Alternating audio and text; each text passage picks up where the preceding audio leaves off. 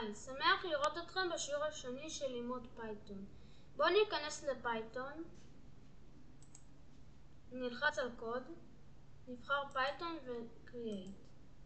שפת פייתון משמשת לתכנות נושאים רבים, כמו אפליקציות ועוד. בשפת פייתון אין את כל הפקודות כדי להפעיל את הלגו רובוט. קיימות ספריות חיצוניות, classes, שבהן כבר הכניס את הפקודות, איך לטפל בחיישנים ובמנועים וכו'. אנחנו מעבים אותם באמצעות פקודת import.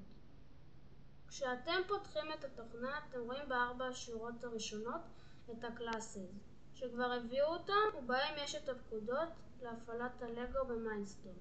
רואים את זה בצורה הזאת. ובלגו פריים זה נראה דומה, רק כתוב ספייק במקום מיינדסטורם. נחזור למיינדסטורם. אפשר להשאיר את כל הספריות האלה גם אם לא משתמשים בהן. זה נוח, אולם הן תופסות זיכרון, ולכן אם יש לכם בעיית זיכרון בלגו ניתן למחוק את הספריות בהן אני לא משתמש בתכנות. מה שאתם רואים בסגול עם הסימן השטג זאת הערה בפייתון. כל מה שמופיע בשורה בהמשך ההשטג לא מבוצע. זאת הערה שמסבירה מה כל הפקודות לאחר מכן עושות. שפת פייתון לא מכירה את הקלאסס שלגו המציאה, ולכן לאחר שהבאנו אותם אנחנו צריכים לשייך אותם לאובייקט. זאת מטרת הפקודה. hub שווה ms hub. כעת הפקודות שקיימות כבר מראש ב-ms hub אני יכול להשתמש בהן.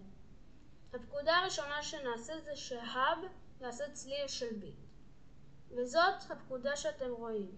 הפקודה של הרמקול מופיעה אחרי ההאב שביניהם נקודה. זה אומר שהפקודה של הרמקול נמצאת בתוך ההאב של סוגריים בסיום הפקודה. סימן שהיא עושה משהו וניתן להכניס שם משתנים.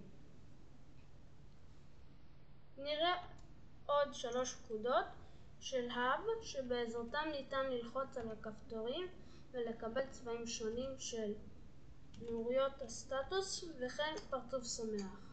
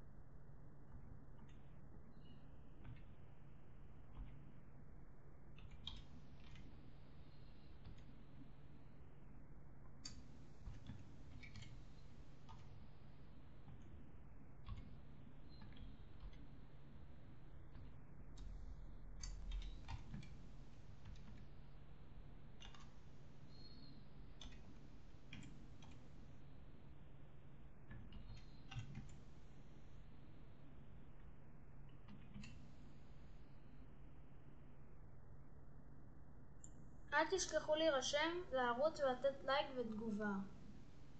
עכשיו נפעיל את הקוד.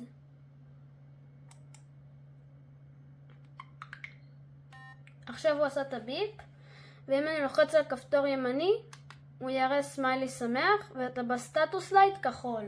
אם אהבתם את הסרטון תירשמו אל הערוץ, תיתנו תגובה ולייק.